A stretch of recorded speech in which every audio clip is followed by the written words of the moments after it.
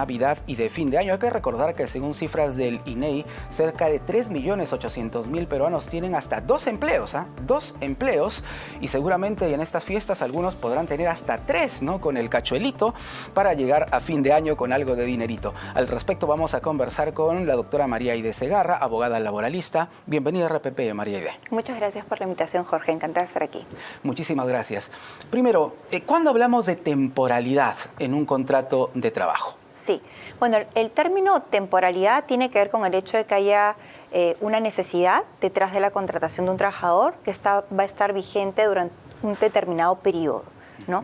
Creo que en específico, si pensamos en la contratación por la temporada navideña, estaríamos hablando probablemente del uso de una de las modalidades de contratación temporal que están previstas en la ley, son 9, y una de estas modalidades es la del contrato de temporada, que aplica precisamente para aquellas situaciones en donde hay industrias que cíclicamente enfrentan el incremento de sus necesidades de contratación de temporal, o incluso puede tratarse de actividades que se presentan como a lo largo de todo el año, pero que específicamente en determinado momento del año tienen un incremento sustancial de estas como consecuencia, por ejemplo, la temporada navideña, la temporada de escolaridad, la temporada de verano.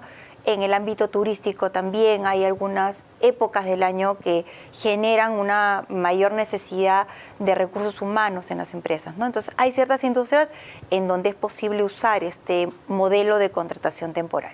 Correcto. En el caso de la temporalidad, ¿el trabajador tiene que firmar también contrato? Así es, y eso es muy importante porque el contrato es el acuerdo de voluntades y en realidad un acuerdo puede ocurrir también de forma verbal. Sí, Sin claro, embargo, claro. ¿no? Eso es algo que creo que es importante tenerlo presente. Pero en el caso de los contratos bajo modalidades, que uno de ellos es el contrato de temporada, la normativa exige que sean celebrados por escrito. Y no es una exigencia caprichosa, porque en realidad el contrato escrito permite que las partes estén enteradas sobre las causas de la contratación, que es muy importante. El porqué del contrato. El porqué del contrato, ¿no?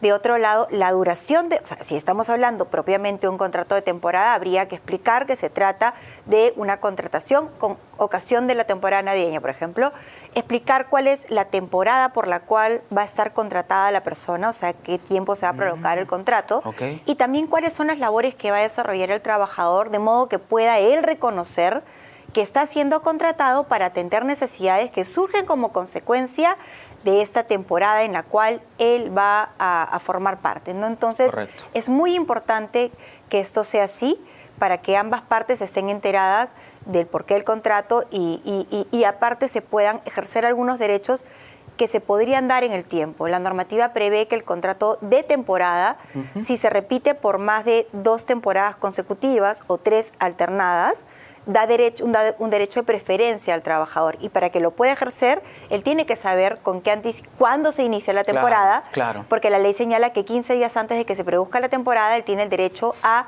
ser considerado en la contratación, y si no lo opone, su derecho caduca. Entonces es muy importante. Para que quede claro, si un trabajador ya en varias temporadas ha estado cumpliendo una labor, ¿correcto?, a modo de temporalidad en una empresa, tiene derecho, el derecho correcto, de preferencia frente a otros aspirantes a ese mismo puesto de trabajo. Así es. Específicamente en la modalidad de contrato de temporada, porque como contaba, son 9 contratos, y modalidades de contratos, perdón, y específicamente en el contrato de temporada está previsto este derecho de preferencia, que es un derecho interesante, pero que además tiene que estar debidamente delimitada la temporada para que pueda ser ejercido, ¿no? Y otro asunto muy importante es que esté explicada cuál es la función que el trabajador va a atender, también permite que entienda él que su presencia es temporal, y si por ahí se pudieran dar alguna otra situación en donde una persona es empleada no para esa actividad sino para otra, probablemente estemos frente a una situación irregular que puede dar lugar a una desnaturalización. Entonces hay que prestarle atención al contrato escrito. Yo mencionaba que según cifras del INEI, ¿no?, al menos 3.800.000 peruanos tienen un doble trabajo, una doble chamba, y seguramente muchos de ellos tienen un trabajo relativamente estable y otros hacen lo que se llama cachuelos, ¿no? También. Por temporadas, ¿correcto? En esos casos, ¿a qué tienen derecho esos trabajadores? Por ejemplo, si alguien empezó a trabajar, se me ocurre, por esta temporada de fin de año en noviembre o en octubre, ¿tiene derecho a recibir la gratificación, cuyo plazo ha vencido hoy, por cierto? Vence hoy, estamos a tiempo de cumplirlo. Sí, claro que sí, es verdad. O sea, los trabajadores que están vinculados a través de un contrato temporal van a tener derecho a los mismos derechos laborales, valga la redundancia, que un trabajador contratado en forma indefinida, sino es que se van a liquidar por el tiempo de duración de su contrato. Entonces, en el ejemplo, si se tratara de una persona que ingresó a trabajar el 1 de octubre, por ejemplo, porque también es importante saber que hay temporadas que no inician, o sea, la temporada navideña no inicia el 1 de diciembre, probablemente la industria, no, por eso es una temporalidad que la marca el sector. El sector define en función de factores de la producción cuando inicia, entonces podría ser que inicien normalmente en quincena de octubre, noviembre. Me pongo a pensar en Gamarra, por ejemplo, que apenas terminan la temporada de Halloween.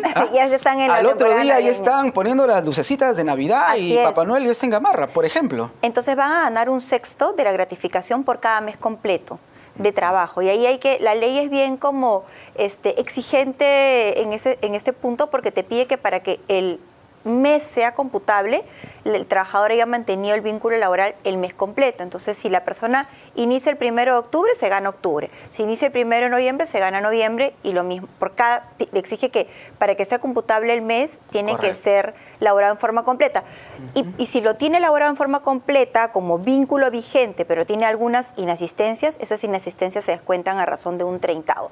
Pero esas reglas de cálculo, las empresas las respetan al momento de determinar el valor de la gratificación. Entonces sí tiene derecho a la gratis. Así es. Y alguien que ha ingresado, no sé, se me ocurre ya en este mes de diciembre, ¿no? Los primeros días de diciembre para la última parte de la campaña navideña, ¿ese trabajador también recibe gratis? Es interesante también la pregunta, porque, a ver, tendría que haber entrado el 1 de diciembre nuevamente para satisfacer el requisito de mes completo. El mes trabajado. completo, claro. Entonces, pero, claro, hoy día nos resulta difícil saber si esa persona va a terminar el mes. Lo que normalmente pasaría es que termine el mes. En el caso de la gratificación de diciembre, la normativa tiene un supuesto especial, porque en la de julio, el semestre que liquidas es el que va de enero a junio, al 30 de junio. La de julio, la gratis se paga después de los 6 meses. Se paga después de los 6 meses. En este caso se adelanta. Entonces, lo que normalmente pasa es que el empresario hace el pago, y si hubiera alguna situación posterior, hará la regularización en la liquidación de beneficios sociales. Imaginemos que alguien recibe hoy el sexto completo por el mes de diciembre y se desvincula la próxima semana. Entonces ya, en estricto no le hubiera correspondido el sexto de este mes, lo regularizarán en la liquidación de beneficios sociales, le harán el descuento correspondiente y ya está. Pero lo que debería pasar es que hoy reciba el sexto completo. Correcto.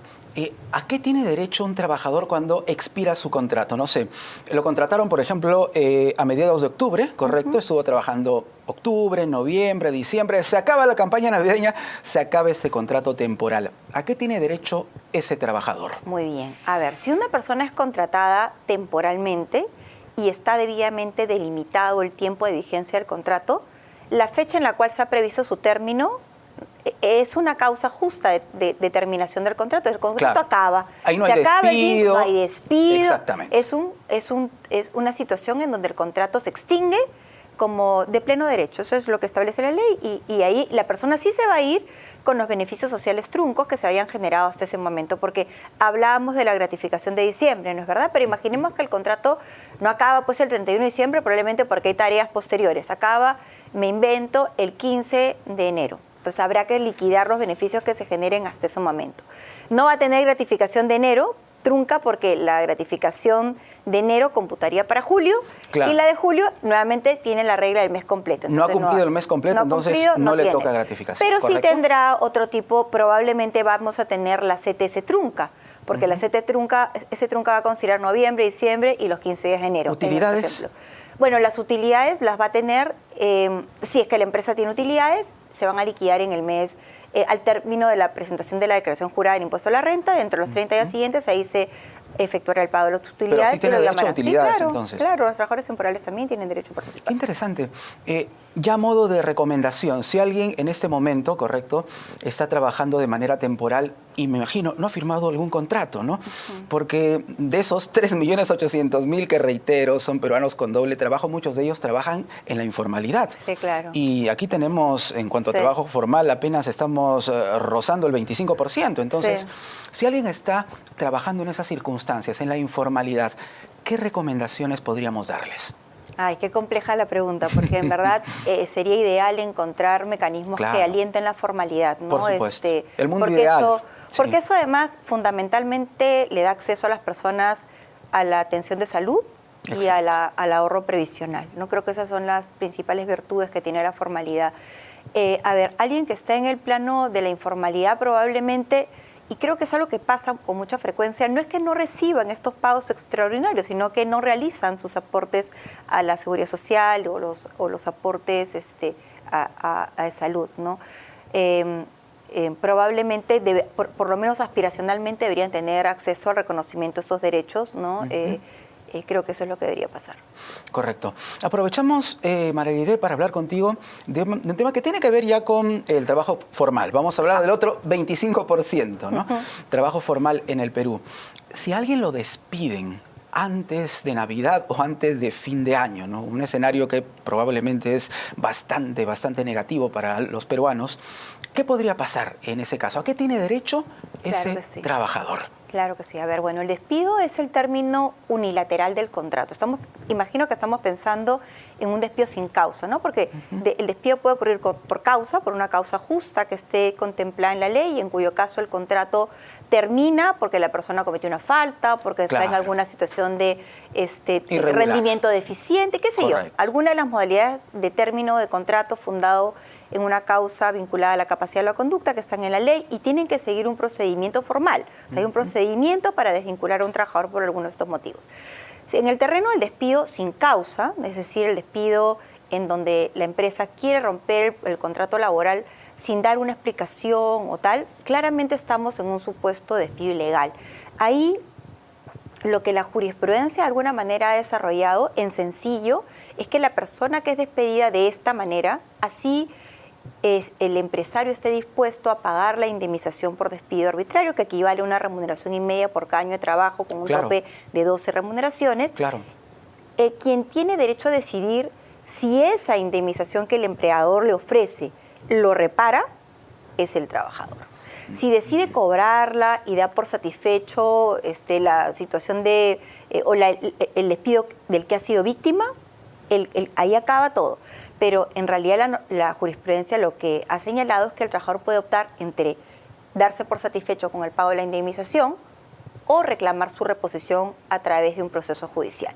Hay distintas situaciones que se pueden dar, un despido incausado, un despido, en fin, hay varias tipologías, pero en realidad creo que al final el trabajador que es despedido sin motivo podría optar entre una de estas dos formas de resarcimiento, ¿no? Pero ¿qué pasa si el trabajador firma el documento, correcto, recibe esa indemnización, pero después quiere realizar una denuncia porque se da cuenta que no le han pagado lo que le corresponde? ¿Puede hacerlo o ya no? No, creería que si el trabajador recibe su indemnización y la cobra, en realidad ya la jurisprudencia ha establecido en algunos criterios que tampoco es que sean tan como predominantes, porque hay por ahí algunos criterios que opinan en contrario, que si el trabajador recibe la indemnización, ojo, que estamos en un escenario distinto, porque ahora el pago de la indemnización se hace a través de un depósito en cuenta. Ya no estamos en el mundo de la entrega en físico de dinero, eso no existe porque todo es bancarizado y en cheque tampoco. Entonces creo que la mayor parte de pagos de indemnizaciones se hace a través de transferencias bancarias y ahí lo que viene discutiéndose es si es que se da por cobrada y aceptada la indemnización. La sola transferencia. Por la sola transferencia sin que el trabajador haga el extorno correspondiente. Entonces la verdad es que hay todavía algunas discusiones al respecto, pero creería que si el trabajador realmente quiere mostrar su disconformidad con el despido y reservarse el derecho a reclamar su reposición, que sería la otra alternativa, porque es o acepto el pago indemnizatorio y me doy por satisfecho y termino el contrato, o hago un juicio por reposición, lo que significa, bueno, hacer una alegación con respecto a que si fue incausado, lo que fuere, probablemente incausado sea el caso, que es como un despido sin motivo, y en ese supuesto tendría que iniciar un proceso judicial y al cabo de pues se efectuaría su reposición y probablemente lo que discutiría luego es si tiene algún derecho por no haber recibido salario durante el tiempo de tramitación del proceso y cómo se repara ese supuesto, ¿no? Pero no debería aceptarlo, en todo caso, es el punto para que pueda tener abierta esa posibilidad. La última, te ruego una respuesta en menos de un minuto, por favor. Claro que sí. ¿Qué pasa si vamos a la acera contraria? El trabajador no es despedido, pero decide renunciar antes del 31 de diciembre. ¿A qué tiene derecho? Bueno, a los beneficios sociales truncos, una liquidación común, o sea, bueno, la gratificación trunca de eventualmente, no, ya haber recibido la de diciembre, claro, va a estar, la CTS trunca, las vacaciones que pudieran estar pendientes, ¿no? La renuncia debe comunicarse con 30 días de anticipación, calendario. Puede pedirse la exoneración de ese plazo a consideración del empleador, quien le puede otorgar la posibilidad de terminar el contrato inmediatamente. Perfecto, muchísimas gracias por